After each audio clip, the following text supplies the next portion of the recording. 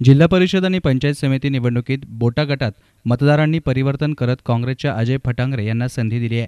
अजयच्या निमित्तानं पठार भागातील जनतेनं नव्या दामाच्या शिलेदाराला झेडपीमध्ये पाठवले, तर काँग्रेसचा उच्च शिक्षित चेहरा प्रियंका गडगे यांना आंबीखालसा गणातून तर बोटा गणातून राष्ट्रवादी काँग्रेसचे संतोष शेळके यांना मतदारांनी निवडून दिले. या प्रसंगी आपल्या विजयानंतर थोरातांचे खंदे समर्थक मानले जाणारे अजय फटांगरे यांनी आपली प्रतिक्रिया व्यक्त केली. बोटा गटामध्ये जिल्हा परिषद निवडणूक झाली, त्याच्यामध्ये हा जो विजय आहे फक्त काँग्रेस पक्षाचा आणि फक्त आमदार बाळासाहेब थोरात यांचा विजय आहे. त्यांच्यामुळेच हे झालं आणि काँग्रेस पक्षाच्या सर्व जुन्या नवीन निष्ठावान कार्यकर्त्यांनी प्रामाणिक काम केलं, याचे फळ आहे.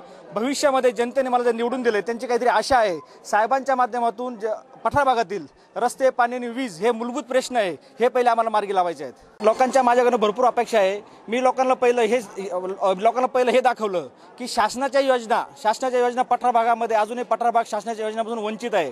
पहिलं आम्हाला काम ते करायचं की शासनाच्या योजना घरोघरी पोहोचवायच्या आहेत आणि प्रत्येक गावात वाडी वस्तीत रस्ते, पाणी आणि वीज हे प्रश्न आम्हाला मार्गी लावायचे आहेत. पहिले माझ्या पठार भागाच्या जनतेला मी सर्वप्रथम मनापासून धन्यवाद देतो की त्यांनी माझ्यावरती विश्वास टाकून जे मला भरघोस मताने विजय केलं, त्याबद्दल मी पठार भागाचे खूप खूप अभिनंदन करतो. त्याचप्रमाणे माझ्यावर खाली आंबी खालसा गणातून प्रियंका गडगे असतील, त्यांनाही आपण विजय केला, त्याबद्दल धन्यवाद. माझा मित्र सुहास वाळुंज ज्याने मला बोटा गटातून उमेदवारी करण्यासाठी पहिल्यापासून प्रोत्साहन केलं, असा माझा मित्र खूप कमी मतांनी पडला, त्याचं मला खूप वाईट वाटतं. पण भविष्यामध्ये आम्ही सर्व मिळून काम करू आणि सर्व पठार भागाच्या जनतेचे मी खूप खूप धन्यवाद. जय हिंद, जय महाराष्ट्र. तर आंबी खालसा गणातून विजय झालेल्या प्रियंका गडगे तथा बोटा गणातून विजय झालेले राष्ट्रवादीचे संतोष शेळके यांनीही आपली मनोगते व्यक्त केली.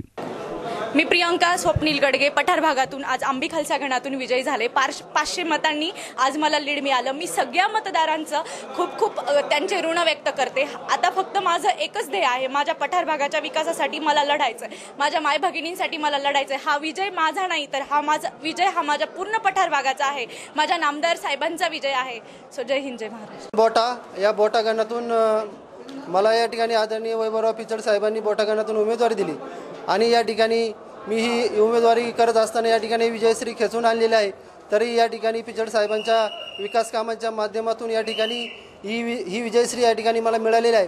तसेच या ठिकाणी आमच्या सर्व कार्यकर्त्यांनी जी मेहनत घेतली ती सुद्धा मेहनत या विजयाला या ठिकाणी कारणीभूत आहे. आणि ज्या मतदारांनी या ठिकाणी आम्हाला भरभरून सहकार्य केलं त्यांचंसुद्धा मी मनपूर्वक या ठिकाणी आभार मानतो.